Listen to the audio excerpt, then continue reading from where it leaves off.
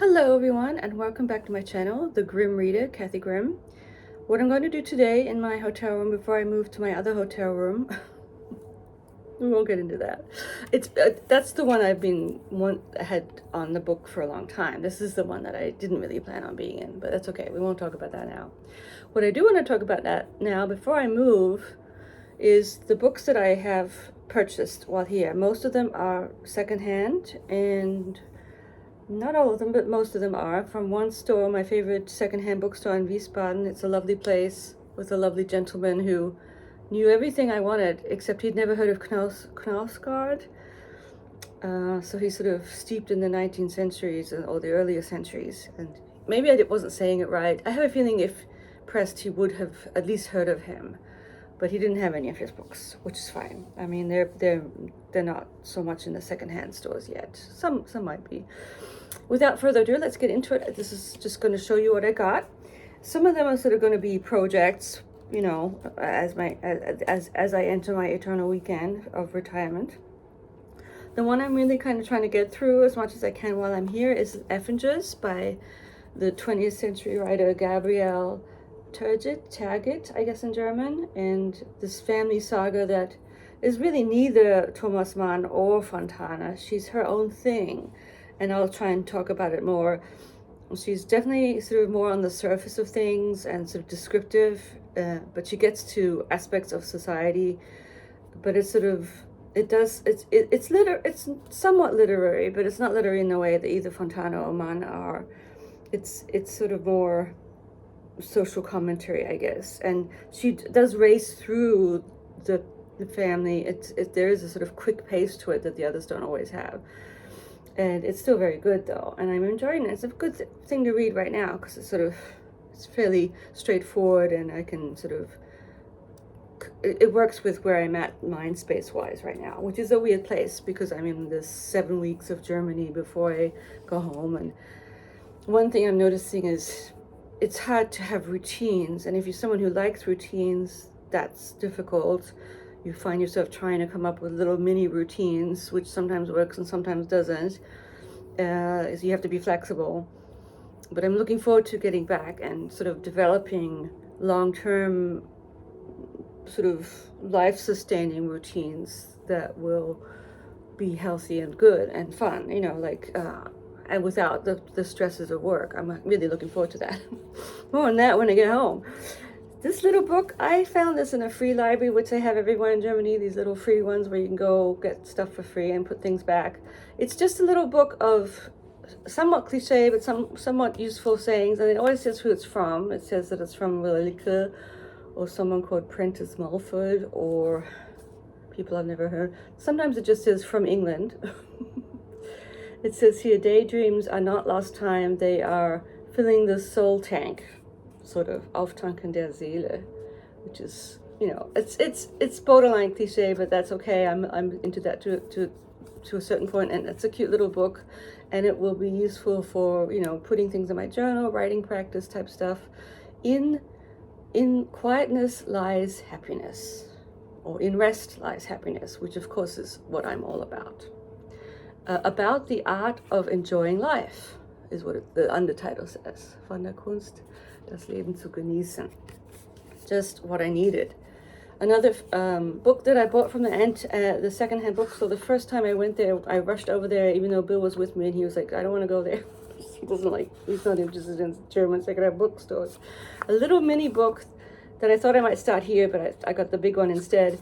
It is a Fontana, Theodor Fontana. Maybe I should do a whole dedicated video to him and why I love him so much. His most famous work is Effie Briest. He's sort of always mentioned together with people like Flaubert because of Madame Bovary, and then what's the other adultery novel that Anna Karenina, and then you have Effie Briest, the German one, which is quite different and wonderful from either of them. He's very much associated with the East area, the Brandenburg area, so the area around, the marshy area around Berlin. And he's also sort of very 19th century, quite patriotic. I read his big book, Before the Storm, which is all about before getting rid of Napoleon in Germany, or the German areas. And this is called, I've never heard of this one, Grete Minde. I don't really know.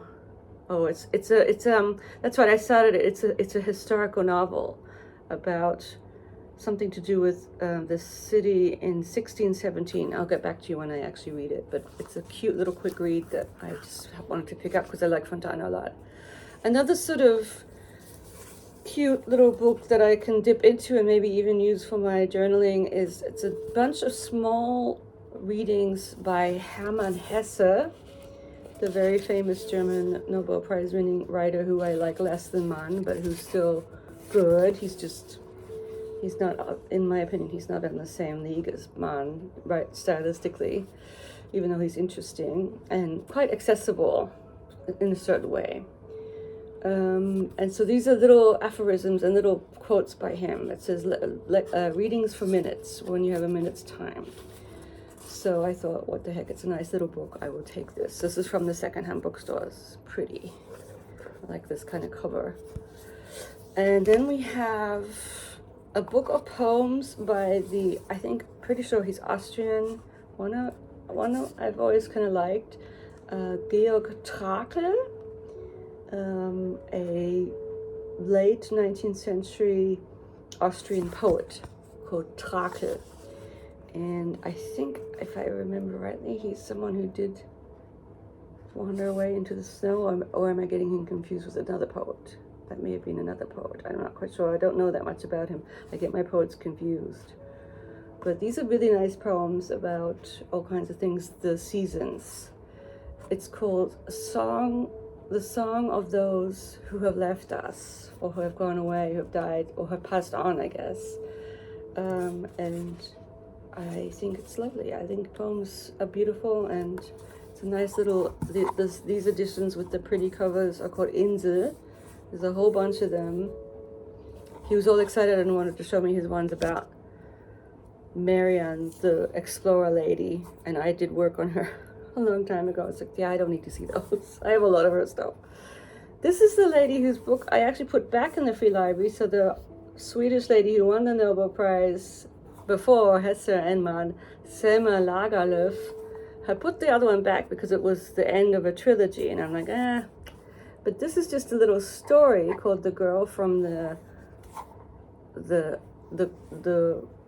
Moor Courts," like the moors in England, and it's short. And the challenge here, and I thought I would buy it anyway, is that it's written in the German sort of Fraktur, they call it. It's not that hard to read. It's not like script or anything, but the letters do look different, and you have to get used to reading that. But I thought I like it, and actually I think was this free or was this from him?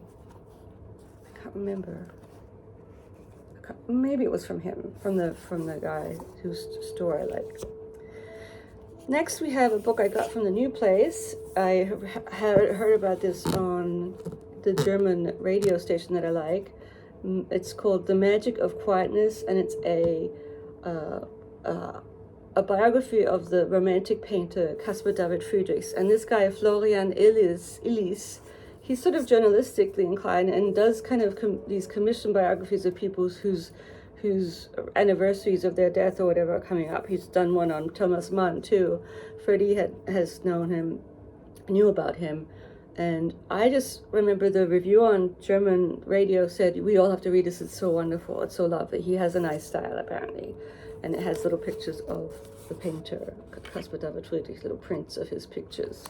So this will be a nice, fairly, sort of, for me, this is almost like a cozy read, to read the biography of this painter who's associated with Romanticism and whose works I do love, Caspar David Friedrich. I think I've already mentioned that in another video, sorry. We're going through all of the ones I got. Next is something from these are the ones that I'm going to have my sister send to me from the secondhand bookstore. It's one of Thomas Mann's diaries. He kept extensive diaries all a long time. This is his diaries from 1933 to 1944. There's a lot of writing for 1 year, but it was a very turbulent time for him. It's when he had to decide to leave. And then he went to Switzerland, and I remember this whole thing with his suitcase. I may have read some of this already. I just love his writing, and so I love reading about the fact that he couldn't sleep because he had stomach pains, and just his sort of whiny difficulties with everyday life. It's right up my alley. Slept fitfully. In the morning, I got in news of that some house is being watched by SA people, and he was told this by his wife, and thereupon changed color, so he felt sick or didn't feel well. We lived there for 18 years, so the house he lived in. The things that we still hoped to get rid of, the piano, the fridge, the linens, the silver, have all gone.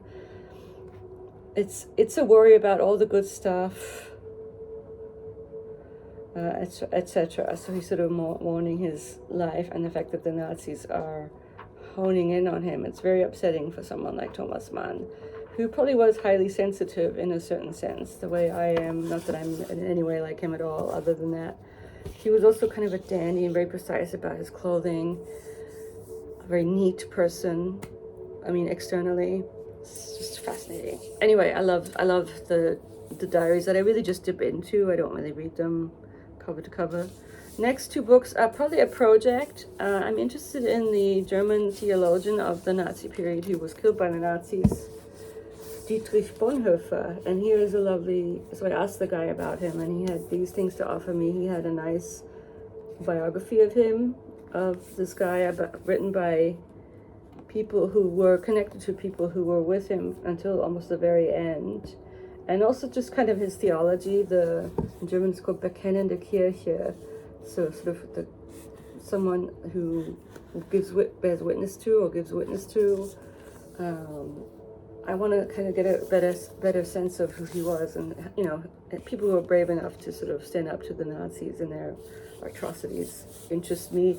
And then along with that, we have a volume of his works called Resistance and Surrender, I guess. Resistance and Surrender. And I think it's kind of connected to his theology of when do you let go and let God, I guess, in a certain sense, and when do you stand up and are part of the resistance. He was kind of connected to the the assassination attempt, I think, or at least people made that connection as an excuse to he was executed very late, 45, so sort of, he hung on to that, but he was incarcerated for a long time, so yeah. Next project that I am interested in, I've always been interested in, so it's kind of like it's a whole row of things. Memory, and in German has these two words for memory. It has the capacity for memory, Gedächtnis, and it has actual memory, Erinnerung. So I'm interested in that concept of memory, and one of the people associated with writing about memory in German culture or academic stuff are the Assmann couple, Jan and Aleida Assmann. Aleida. She was I think it's great what she was. She was an Egyptianist. She studied Egyptology and English studies. So I think that's a great combination. And so this is going to be kind of her essays, a bunch of essays about Shakespeare, memory in Shakespeare, the fighting, the struggle of memories in Shakespeare's history, about the metaphors of remembrance, and then there's one about Wordsworth in here, and other things too, bodies. So yeah, they became fairly famous in academic circles, and when I mentioned Assmann to him, he knew straight away who they were, as opposed to someone like Knausgard. And so this is called Memory Rooms, Forms and sort of Wandlungen, changes, in the sense of cultural memories, which is one of their terms, cultural memory, the idea of a cultural memory. Not only individuals have, but also cultures have a memory in order to create identities and to gain legitimacy, and also to determine certain goals. So that's cultural memory, something I'm interested in. And in a certain sense, now that I have more time, I am kind of also just interested in like neuroplasticity in the brain, and is the mind an emergent property, or is it something beyond that? Is there a clear kind of jump from all the neurons firing to what we call mind or consciousness?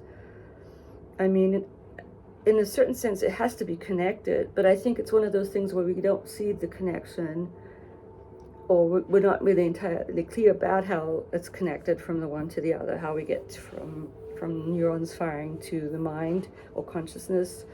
And so that's why people like sort of debate that gap. Consciousness too, all those things. So if you have any tips of books that you like about these, I don't want to get, I don't mind getting too deep if I'm, but I want to start somewhere at a mid-level and then get into it more and see what within the area, what parts of it interest me. Maybe I will get interested in the brain itself and like what it is all fascinating. So we'll see.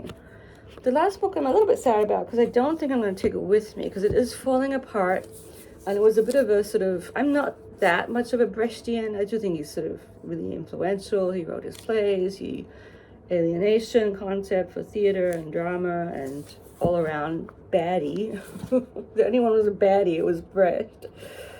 But and this is actually quite fascinating to sort of dip into and read casually. This is his work diary, and so what it is just him blathering on about what he's working on, which he's always working on something, despite his quite harrowing exile trajectory via the northern countries and other places to North America and the west coast of North America. I'll have to figure out, maybe ask Freddie, I'm sure she knows since she lives on the west coast. Why did they all end up in California? Oh, actually, I think one of the answers is they all thought they could work for Hollywood. Thomas Mann, probably not. I don't think so. But Brecht definitely was interested in working for Hollywood to make money. They were all kind of interested. Some of them were quite poor. These well-known German writers who had to flee, German Jewish or just German non-Nazi, against the Nazis people. And he has all these interesting pictures from the news in there. And so it's sort of like casual reading, but I don't think I'm gonna take it with me home. It's also falling apart, so it's a bit of a pity. It wasn't that expensive, it's fine. But it was kind of interesting. It is kind of interesting to look at what he's doing on any given day, or just kind of durchblätternd, just sort of thumb through it a little bit and see what he's talking about, what he's thinking about. He's always working. He's always thinking about what he's working on, his plays, his poetry. And he's hanging out with all his literary friends and thinking about world events. It's almost like a blog. It's Brecht's blog. So that was the last one I picked up, also from the secondhand place. And that is it. So I did pretty good. I don't think I've overspent. And some of these books I'll have her send to me, the bigger ones, since I don't want my suitcase to be too heavy. And hopefully they'll get to me. But I wanted to show them to you because, the whole packing of everything, and she's going to take the books away, and we need to get it all organized. And yeah, I will come back to you. Probably I'll just try and do an update of how much I'm reading and what I'm reading fairly soon, maybe in the new place. And yeah, we'll have to see how it goes from there. And I'll sort of give a little reintroduction to what I want to do with the channel. It's not going to be anything that different, but a certain regularity, and maybe I'll think about sort of the rubrics of the channel. Like maybe I'll talk about my projects, and of course there's still things I'm working on. The Zolar is still going, so yeah, I'll have to sort of figure out the contents of the channel and how I'm going to present them to you all. Hope everyone's doing well, and I will talk to you fairly soon, we hope. Bye. Let me know what you think of my books if you have any questions. Bye.